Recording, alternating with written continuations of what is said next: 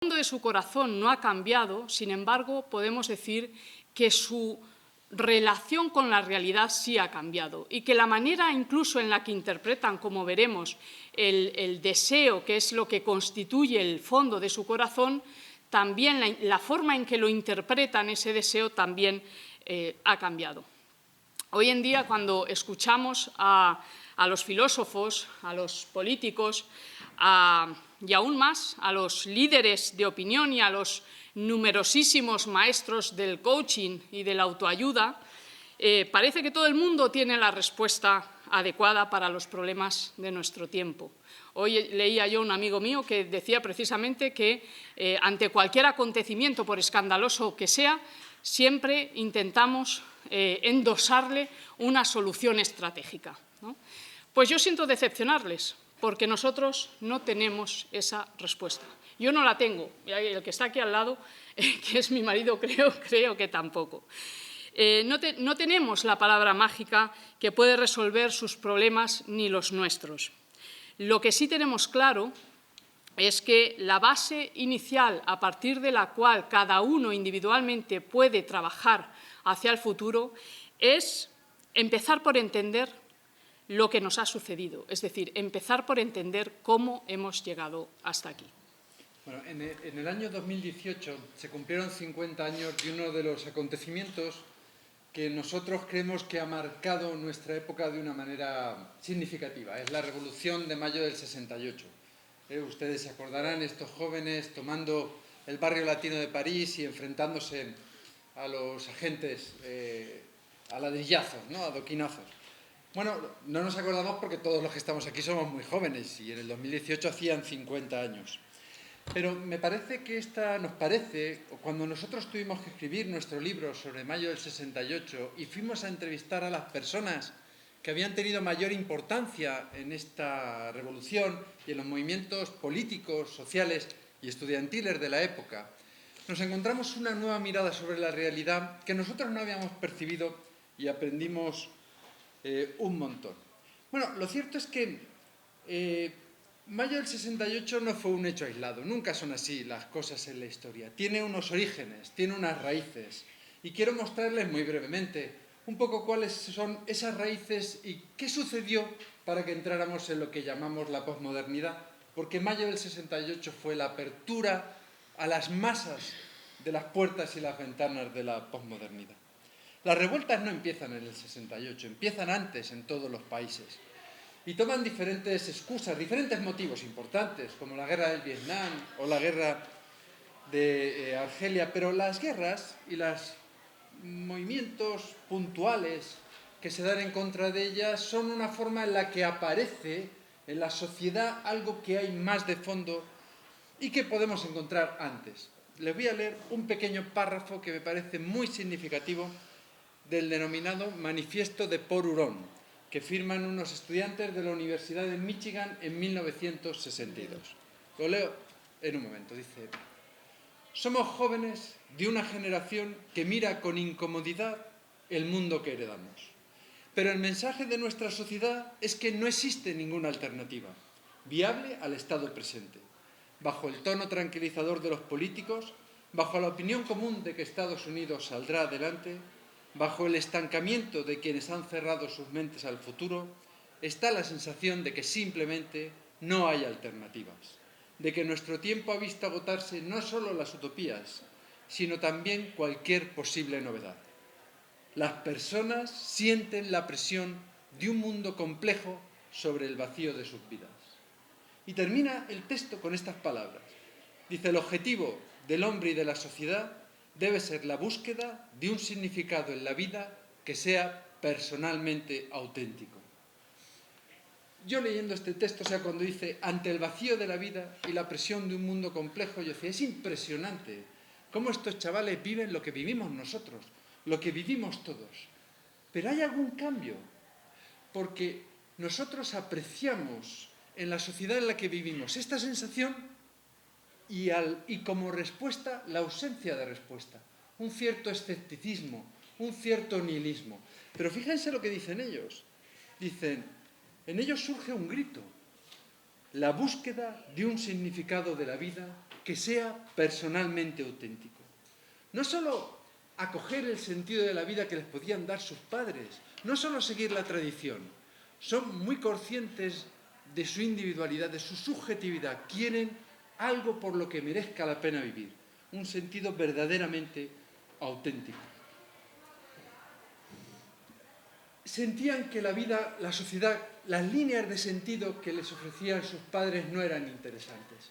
Ya venía de lejos, venía de la generación Beat. No quiero extenderme mucho, pero es bien interesante esta generación de escritores, de poetas, de los años 50 de los Estados Unidos, que cuando hablan de lo que ellos quieren encontrar en la realidad, muchas veces en experiencias extremas, y ellos siempre dicen, buscamos la eternidad, incluso dicen, buscamos la santidad, es decir, buscan en la realidad una respuesta a una nostalgia, es decir, un sentido de la vida personalmente auténtico. Les leo solo un fragmentito de un clásico americano, On the Road, de Jack Kerouac, de la generación Beat, después de un viaje enorme por Estados Unidos, él lo cuenta. Dice, de repente me encontré en Times Square. Había viajado 13.000 kilómetros a través del continente americano y había vuelto de nuevo a Times Square. Y precisamente en hora punta, observando con mis inocentes ojos de la carretera la locura total y frenética de Nueva York, con sus millones y millones de personas esforzándose por ganarles $1 a los demás, en un sueño enloquecido, cogiendo, arrebatando, dando, suspirando, todo para morir, solo por ser enterrados en esos horribles cementerios de más allá de Long Island. Fíjate, Marcelo, que Kerouac, que acaba de escribir en su libro una especie de viaje frenético, un poco alocado, por todos los Estados Unidos, que había iniciado para buscar a un padre, al padre perdido de un amigo suyo. Y se da cuenta, cuando mira la actividad frenética de Nueva York, el capitalismo, el liberalismo, la competitividad brutal de la gran manzana, se da cuenta de que toda esa gente que corre a su alrededor viven sin un sentido, justo para morir y ser olvidados. Y a mí este texto que precisamente ha leído Marcelo me recuerda mucho al Loco de Nietzsche en la Gaia Ciencia, cuando una mañana se presenta en el mercado, precisamente Nietzsche dice con sorna que allí había mucha gente reunida que no cree en Dios, y empieza a preguntarles a todos, pues, ¿dónde está Dios? Empieza todo el mundo, ¿no?, por el mercado, ¿dónde está Dios? ¿Dónde está Dios? Para acabar diciéndoles que entre todos lo han asesinado. Y se pregunta, fijaros qué frase más dramática, se pregunta, ¿cómo hemos podido hacerlo? ¿Cómo hemos podido bebernos el mar? ¿Quién nos prestó la esponja para borrar el horizonte? Y un poco más tarde les vuelve a preguntar, dice, ¿no nos caemos continuamente? ¿Hacia adelante, hacia atrás, hacia los lados, hacia todas partes? ¿Acaso hay todavía un arriba y un abajo? ¿No erramos como a través de una nada infinita? ¿No nos roza el soplo del espacio vacío? Es decir, podríamos decirlo de otra forma, ¿cómo vivir? ¿Qué hacer? ¿Hacia dónde ir? ¿Qué amar si la vida no tiene sentido? Y no hablamos de una generación, ciertamente, si nosotros miramos la sociedad de finales de los 60, no hablamos de una generación que estuviera ausente de sentido. Es decir, no hablamos de unos padres que no tuvieran algo que dar a sus hijos. Vamos a fijarnos en que los padres, que están a finales del 68, han construido la época de mayor crecimiento económico de la historia de la humanidad, que los economistas llaman los 30 gloriosos años. Son padres que nacieron al final de la Primera Guerra Mundial, que vivieron la posguerra, luego los felices años 20, pero después la terrible crisis del 29. Nosotros leemos libros de la crisis del 29 en Estados Unidos, donde se nos cuenta que los padres abandonaban a sus hijos, a su suerte en el campo, porque no podían, estaban completamente desesperados. Después, estos mismos sujetos tuvieron que luchar en la Segunda Guerra Mundial, en los desiertos africanos o en el Pacífico, en los campos europeos, y cuando vuelven a sus ciudades, pensemos en los alemanes o en los franceses, las encuentran completamente destruidas. Recuerdo un amigo nuestro que conocimos en Mainz contándonos su vida en aquella época, nos había contado con todo detalle cómo vivió la guerra, un montón de cosas terribles y nos contaba con toda serenidad, y cuando llegó el momento en que contó y cuando llegué a mi pueblo y lo vi, se echó a llorar. Se echó a llorar. Ya no pudo más. O sea, encontró su pueblo absolutamente destrozado. Bien, unos años después, esos padres miran a sus hijos y les dicen: mira, hijo mío, no te puedes ni imaginar lo que he sufrido en la vida. O sea, fue una generación que tuvo que pasar realmente, vivir atrocidades. No te puedes ni imaginar los familiares, los amigos que he visto morir conmigo en el campo de batalla. Pero te puedo hacer un regalo con el que ni siquiera ellos habían soñado. Te puedo garantizar el estado del bienestar, unos buenos salarios, una vida tranquila, una jubilación. Pensad en esos padres. ¿Qué mejor regalo podían hacer a sus hijos después de ese tiempo de sufrimiento? ¿Saben qué les dijeron sus hijos? Masivamente, que no lo querían, que no querían ese regalo. Hoy nos parece increíble mirando a la realidad de nuestra sociedad. No querían el regalo.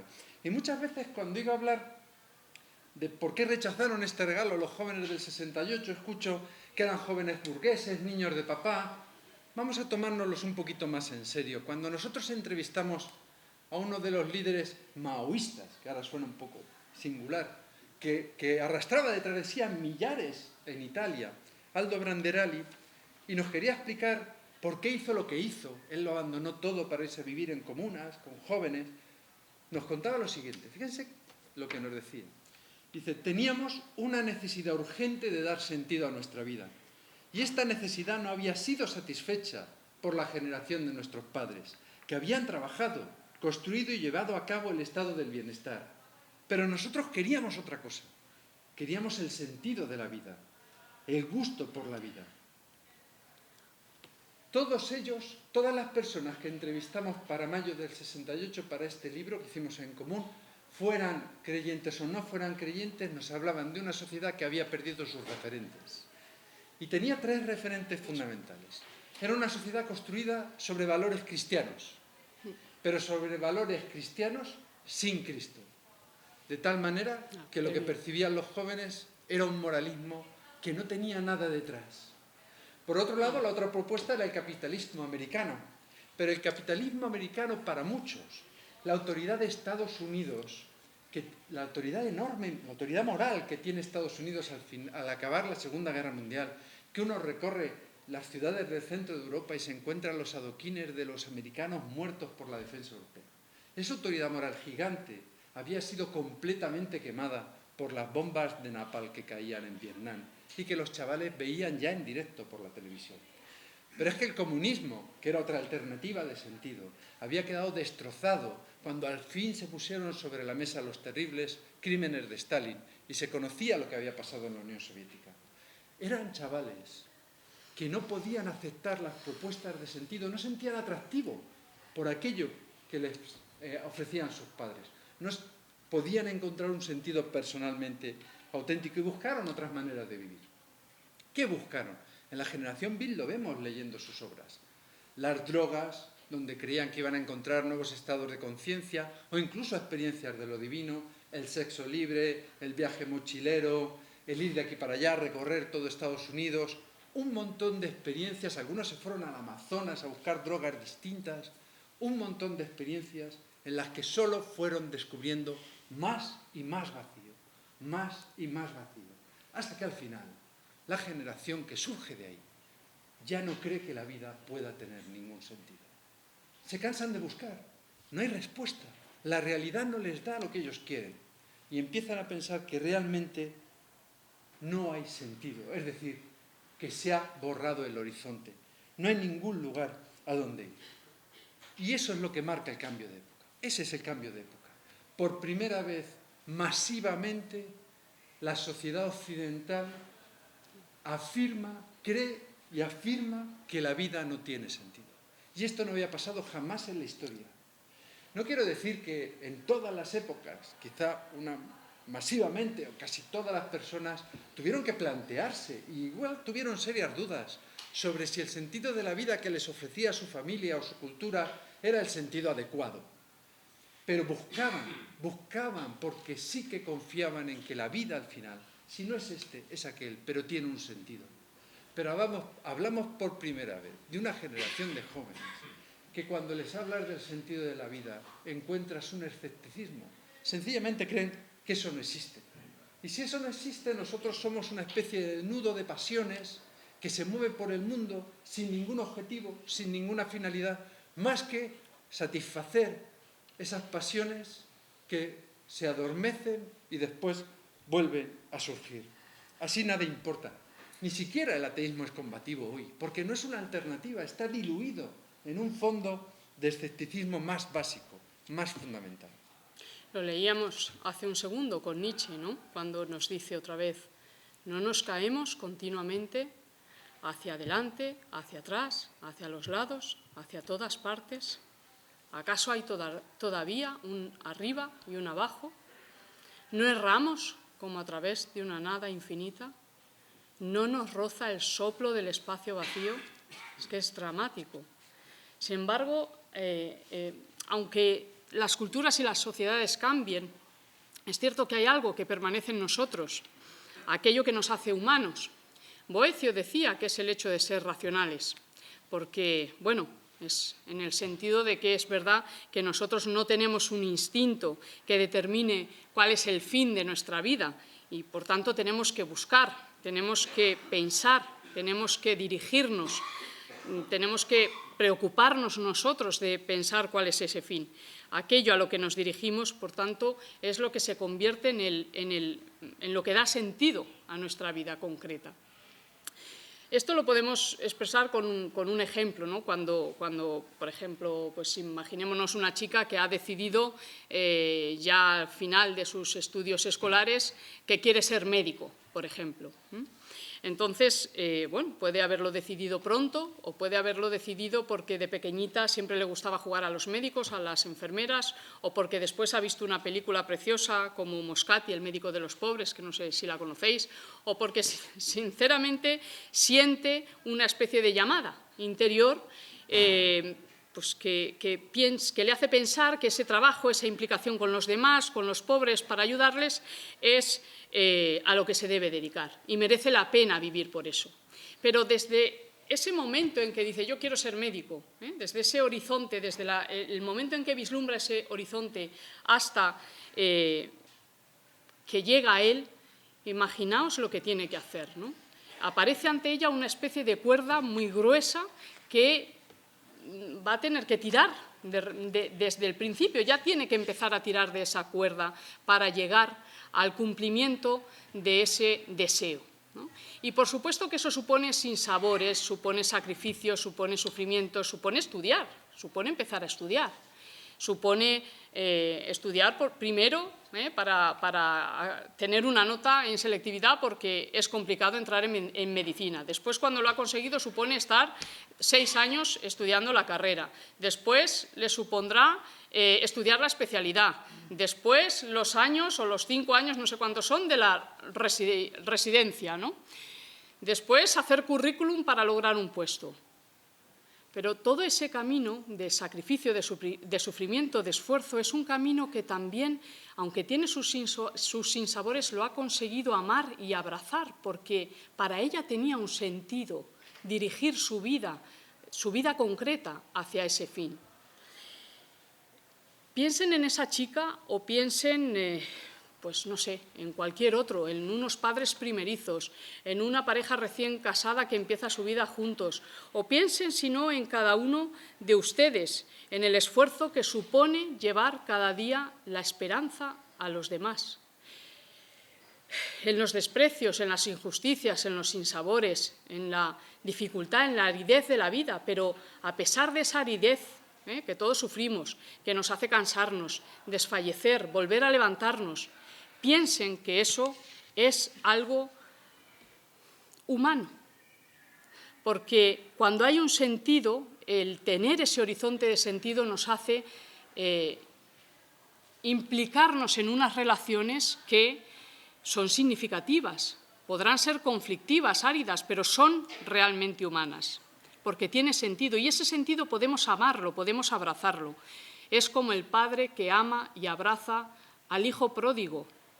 Cuando regresa, y también antes de que regrese, cuando se asoma cada mañana a mirar el horizonte esperando su regreso. Hay un texto que a mí me ayuda muchísimo, que es el de Visione Dei, de Nicolás de Cusa, que es en realidad un retiro espiritual. Nicolás de Cusa quiere mostrar a unos monjes benedictinos una metáfora de cómo es la relación con el Señor. Y les envía un pantocrátor, una imagen de Cristo que mira al frente, de tal manera que cada uno de ellos, se mueva como se mueva en la sala, se siente mirado directamente. Y al mismo tiempo sabe que esa preferencia que él siente por él la tienen todos, porque Cristo mira y sostiene a cada uno de ellos.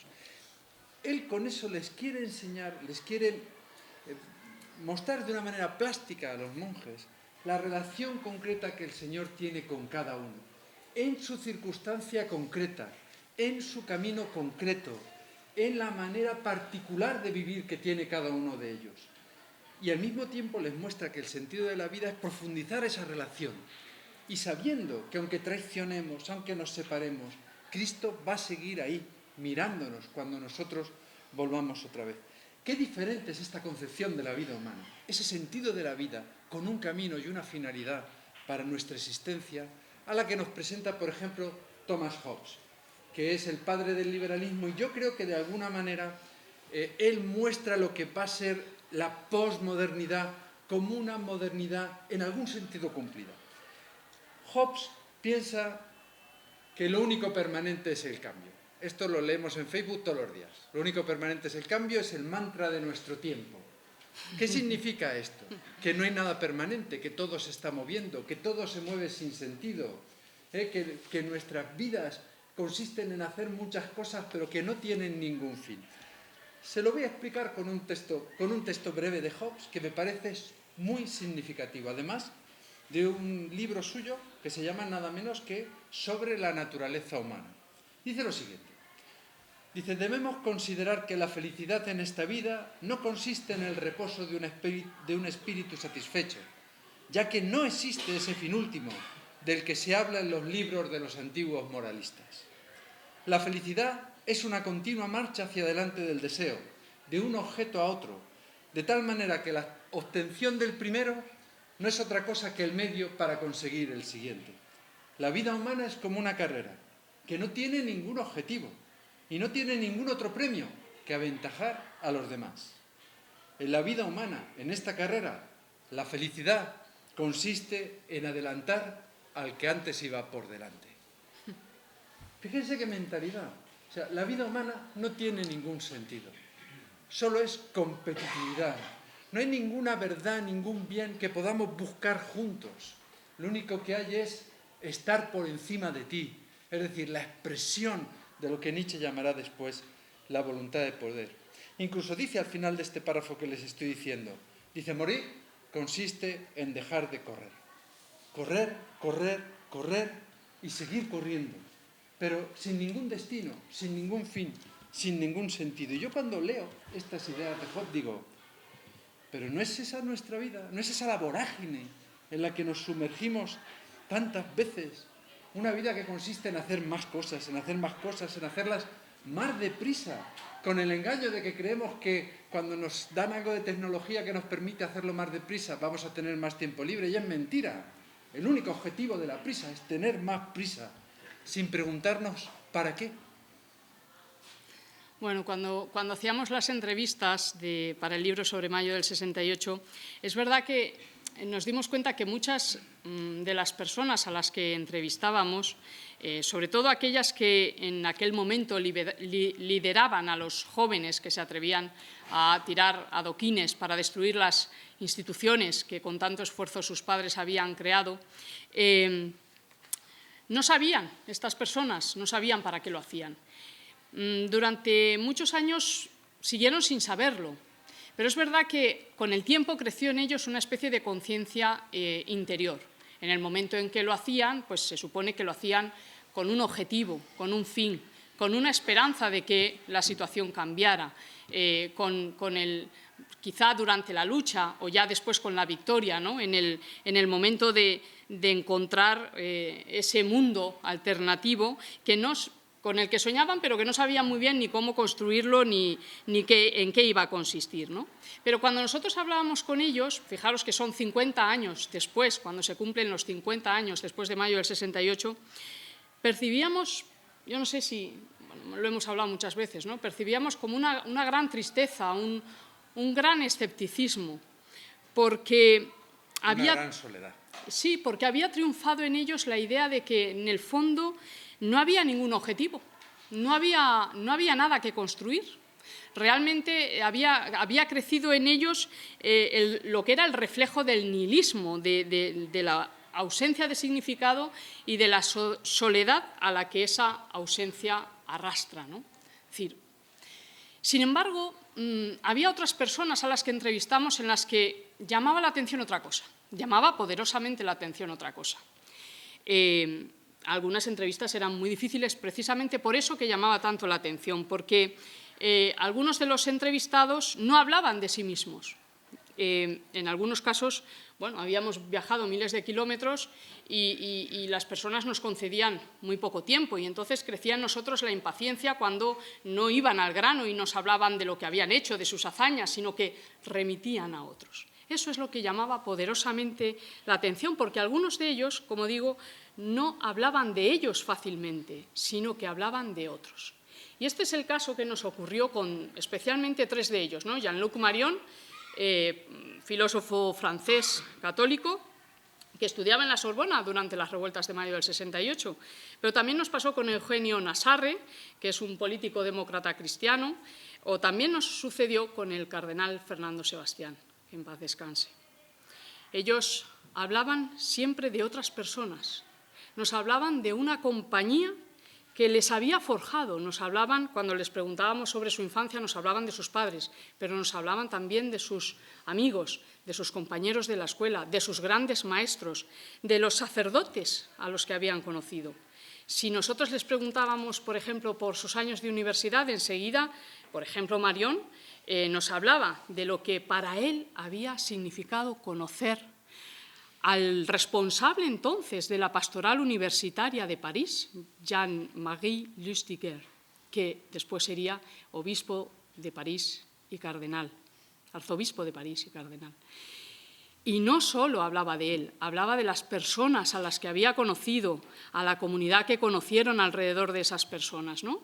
O, por ejemplo, cuando entrevistábamos a Eugenio Nassarre y nos hablaba de lo importante que para él había supuesto la paternidad de una persona como Joaquín Ruiz Jiménez, o de los amigos con los que iba a ayudar en los barrios más pobres de Madrid, o cuando nos hablaba de sus compañeros en la redacción de los famosos cuadernos para el diálogo que tan importantes y tan referentes serían en la historia de nuestra transición. Quiero decir que encontramos a personas que no estaban solas, entrevistamos a personas que no se concebían solas. Y eso es algo que también nosotros, después del recorrido del libro, nos ha hecho sentir como una especie de vértigo y sobre todo de que se te eriza la piel, ¿no? No concebirse solos. Que personas que encontraron una compañía, una paternidad que realmente en ellos les testificó la presencia de Cristo, la victoria de Cristo, y que les cambió completamente la vida. Así fue, así lo vimos. Les dio un sentido, les dio un horizonte, les dio una esperanza, una vida concreta que amaban y que han amado, aunque como natural tuviera pues, sus sinsabores y sus sufrimientos, como en cualquiera de nosotros. Pero es que en ellos había una diferencia fundamental, porque los demás, ya digo, los líderes de los movimientos estudiantiles, con el paso de los años, se habían vuelto escépticos, se habían vuelto nihilistas, se habían vuelto cínicos y tenían un problema muy serio, y es que seguían siendo humanos, seguían teniendo en su interior el mismo deseo de felicidad, seguían teniendo la misma extraña nostalgia, esa íntima tristeza, ese anhelo de una vida grande, el mismo que habían tenido los jóvenes, el mismo que les llevó a ocupar las calles de París. El mismo deseo, pero ahora escépticos, cínicos, desesperanzados. Ese deseo ya no era el impulso de sus vidas.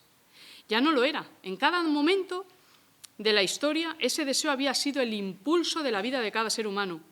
En ellos, y nosotros lo vemos también en los chicos de hoy, ese deseo no se concibe igual.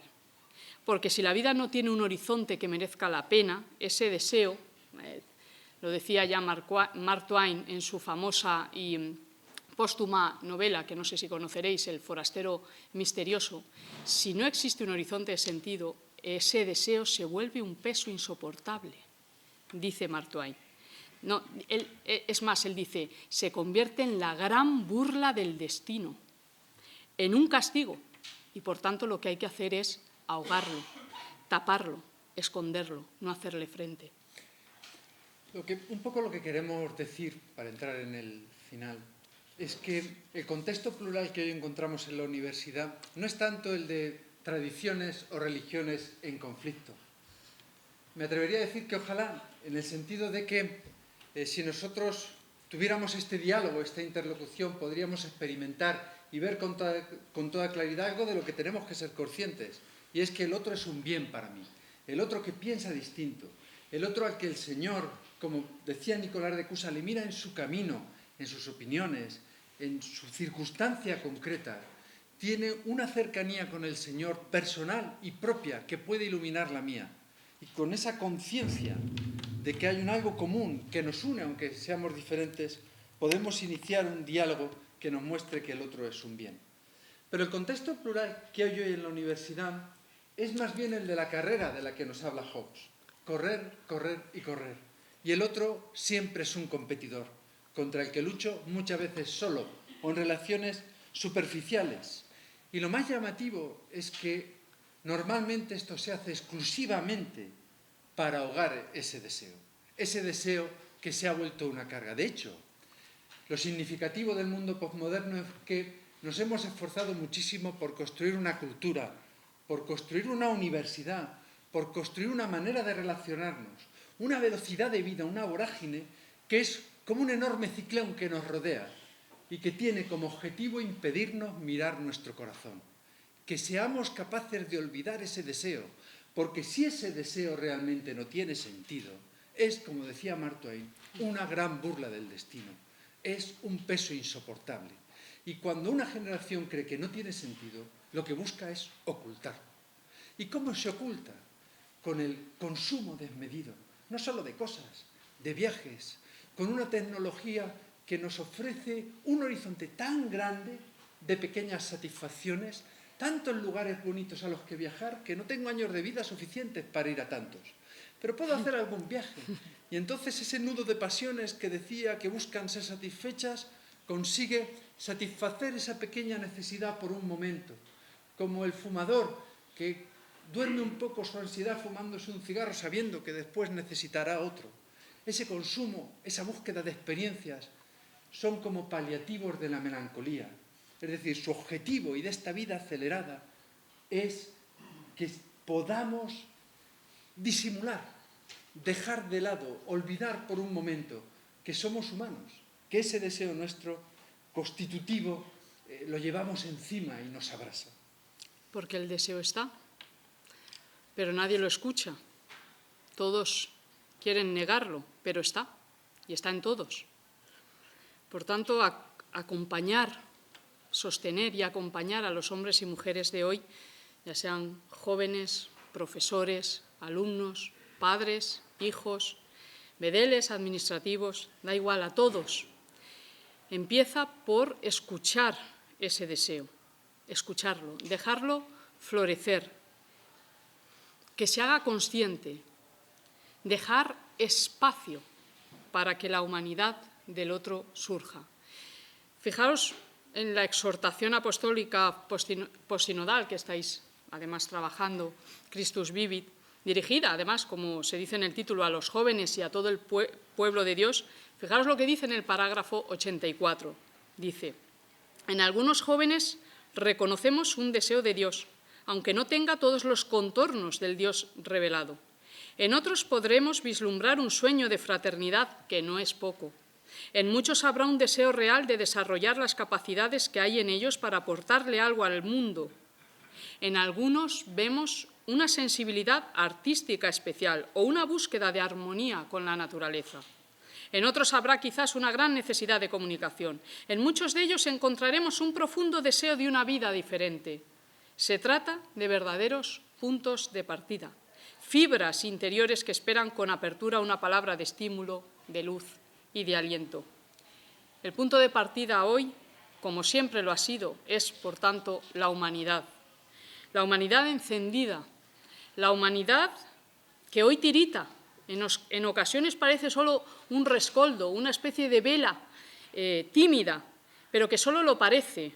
Es solo el resultado de una educación, de una sociedad, de una época cuya tesis central es el vacío, la nada, la ausencia de sentido y, por lo tanto, un mundo construido al detalle como una especie de torre de Babel.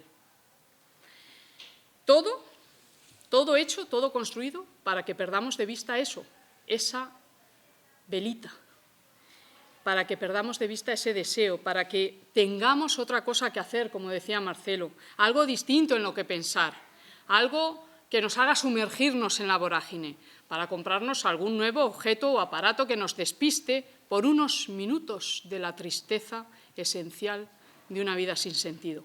Pero el deseo está. Y todos, con más timidez que nunca, porque es que nos han educado para burlar, para ocultar, para ahogar ese deseo, para ridiculizarlo, pero todos queremos sentir que se escucha ese deseo, porque tenemos una necesidad enorme de que ese deseo sea tomado en serio, de que alguien lo coja de la mano y lo tome en serio, de que no se burlen, ni se ridiculicen, ni se mofen de ese deseo. Estamos llamados a la paternidad, más que nunca, y a una paternidad, si me permitís la expresión, que es hoy, que tiene mucho de martirial. No quiero exagerar estas palabras, aunque es así.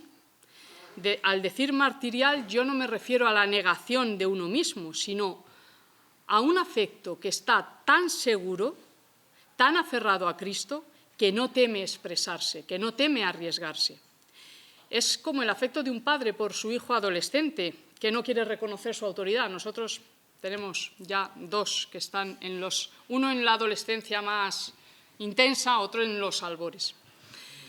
Y el padre tiene que saber que si el hijo no reconoce tu autoridad, de nada sirve convertir la relación en una relación de poder, en una hilera de sermones moralistas o de reproches, porque no sirve eso. Ser padre hoy, por tanto, es algo muy distinto a lo que significaba en otras épocas, porque no se da por supuesta la autoridad, no se da tampoco por supuesto que el sacerdote va a ser una compañía. Se teme el sermón, se teme la crítica, se teme, de hecho, el proselitismo. Ser padre, me refiero a ustedes, a nosotros, a todos, pero especialmente a los sacerdotes, es más que nunca hoy ser un testigo de Cristo, dar la vida. Como aquel sacerdote que cuando éramos jóvenes, un grupito, nos sentábamos en un banco a beber los sábados por la noche debajo de su balcón y al pobre no le dejábamos dormir, armando follón, a veces hasta muy tarde. Y al final decidió que cada sábado por la noche iba a bajar como a las 2 de la mañana a hablar con nosotros. Y se ponía allí a hablar con nosotros y muchas veces pasábamos horas. Muchas veces, en vez de salir después, nos quedábamos para estar con él. Y nadie decía nada. Nadie expresaba que había algo distinto. Todos hacíamos como que disimulábamos, pero en realidad era inevitable que cuando un adulto te mira bien, un adulto que además es un sacerdote y se acerca a ti de esa manera, no a contarte, sino sobre todo a escucharte, uno no puede dejar de preguntarse, ¿y quién es este? ¿No? Por eso el problema está en esos testigos. Muchas veces nos dedicamos a criticar toda esa vorágine, la tecnología, la aceleración, el consumo, y es verdad que efectivamente eso nos impide acercarnos al verdadero corazón del asunto. Pero también, si solo nos fijamos en esos epifenómenos, si solo nos centramos en ellos, corremos el riesgo de no hacer más que ideologías. Voy a retomar por un momento la cita del Papa Francisco con la que empezó Félix, que es del 10 de noviembre de 2015, que dice: Se puede decir que hoy no vivimos una época de cambios, sino un cambio de época. Las situaciones que vivimos hoy plantean desafíos nuevos que para nosotros a veces son incluso difíciles de comprender.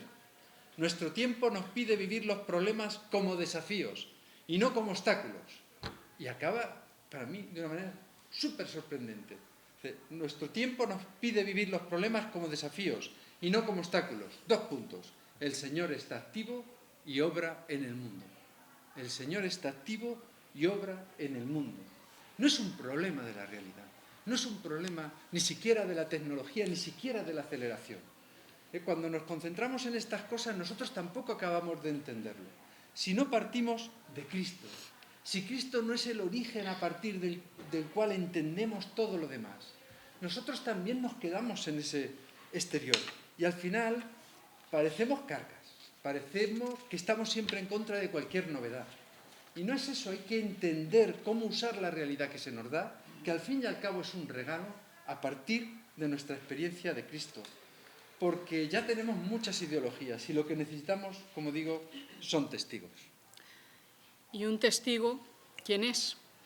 Alguien que tiene la piedad de abajarse, de asumir riesgos, de vencer los miedos humanos hacia el necesitado. Hacia el necesitado que a veces puede ser un joven que tiene verdadero terror a reconocerse como necesitado y que se esconde muchas veces detrás del orgullo, incluso del desprecio. Pero que no puede dejar de preguntarse quién es este, como ha dicho Marcelo, ¿no?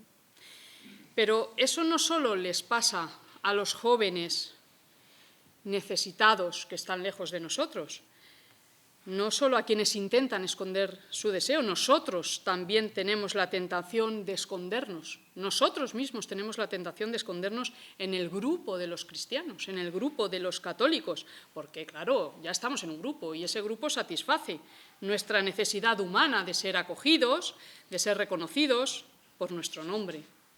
Nos pasa a todos, pero es cierto que también ha insistido en ello el Papa Francisco, que la Iglesia no se puede cerrar en sí misma, es necesariamente peregrina, tiene que ir, tiene que salir hacia los demás. Siempre existe la tentación de esconderse en el grupo, también en el grupo de la universidad, también en el grupo de aquellos cristianos con los que te sientes acogido, en el que te sientes cómodo, en el grupo de los profesores creyentes, en nuestro caso, esconderse, nos pasa a todos. Lo que pasa es que cuando el grupo se cierra, se muere. Lo que pasa es que cuando nosotros nos encerramos en el grupo, vemos cómo nuestra fe se vuelve a la vez cómoda y frágil. No insistiré en esto, como ya sabemos. El Papa Francisco, en la exhortación apostólica Christus Vivit, pone un ejemplo que a mí me llama muchísimo la atención, y es cuando habla sobre cómo afrontaron el canto de las sirenas, el mortal canto de las sirenas, puesto que ese canto te atraía para morir, 2 personajes, 2 héroes de la Grecia antigua, por una parte Ulises y por otra Orfeo. Lo habréis leído. Ulises se ata al mástil de la nave y les dice a sus compañeros que se tapen los oídos para no escuchar nada. Y sin embargo, ¿qué hace Orfeo? Orfeo empieza a entonar otra melodía, más hermosa si cabe aún que la de las sirenas, hasta tal punto que son las sirenas las que se sienten imantadas por el canto de Orfeo. De este ejemplo se extrae también otra enseñanza, y es la presencia cultural en la universidad. Hacernos presentes, hacerlo con una propuesta cultural dinámica, viva, abierta, interesante, porque la universidad ha dejado de tener una propuesta cultural interesante. La universidad se está muriendo, vamos a dejar que muera. Hacer al menos algo que interese a los alumnos, que interese a los profesores. ¿Por qué no aprovechar nosotros ese espacio? Hay que dar un paso adelante, como Orfeo, entonar un canto que sea más hermoso que el que encontramos, que nos quiere matar. Y volverse una comunidad visible en la vida cultural de cada centro. Porque, y ya para terminar, perdonadme que nos pasamos unos cuantos minutos, el testigo, el padre, el que escucha, que es a lo que todos estamos llamados, a lo que está llamado todo cristiano, no solo el encargado de la pastoral o el sacerdote, es, en el fondo, testigo de otra cosa. El cristiano no se remite a sí mismo, habla de otro más grande que él. Si se remitiese a sí mismo, pronto se desilusionaría, porque al fin y al cabo es un hombre o una mujer nada más. Si presenta un atractivo, si puede querer, si puede escuchar, si tiene el coraje de abajarse al necesitado, al otro, es gracias a que hay otro que es más grande que él. El testigo remite al cuerpo de Cristo, a la presencia de Cristo. Es asombroso descubrir a un hombre que testifica con su vida a Cristo, pero nos puede parecer hoy un caso excepcional, como uno solo entre 1 millón. Ahora, la mayor sorpresa la encontramos cuando descubrimos que no es excepcional, cuando descubrimos al pueblo cristiano, porque es que lo excepcional ya no es él o ella, es que lo excepcional parece ahora milagrosamente al alcance de muchos que tienen caracteres diferentes, maneras diferentes de ser, temperamentos diferentes, formas diferentes de pensar, pero todos ellos excepcionales porque en ellos brilla y vibra la excepcionalidad de Cristo. Y es toda la comunidad la que escucha, toda la comunidad, es toda la comunidad la que acompaña, es el pueblo de Dios el que acoge, el pueblo de Dios. Eso somos. Muchas gracias.